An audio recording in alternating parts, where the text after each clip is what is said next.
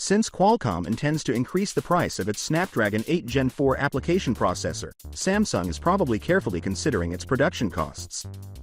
The Galaxy S line last saw a battery upgrade with the Galaxy S22 Ultra, which saw a slight increase in capacity from the S21 Ultra.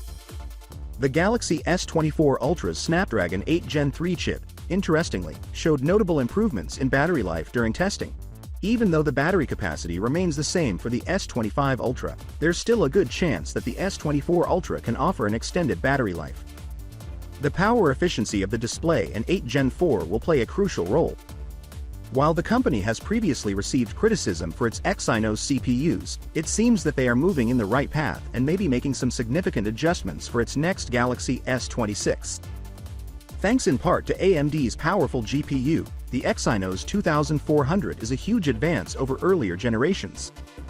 However, there are reports that Samsung may be shifting away from AMD and creating their own internal GPU with the Galaxy S26.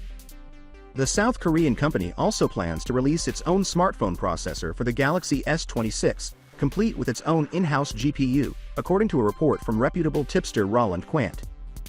The next-generation Exynos chip will have an RDNA-based GPU. This implies that Samsung will stop using AMD GPUs in its products. For the Galaxy S25, Samsung is working very hard to develop a strong and effective processor. Even their second-generation 3nm process node is being used for fabrication. There are rumors that this new chip is so much better that Samsung may rebrand it and do away with the Exynos branding in order to accomplish this.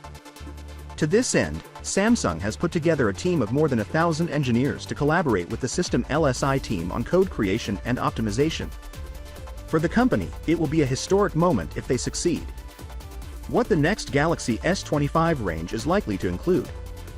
Finally, what are your thoughts about it?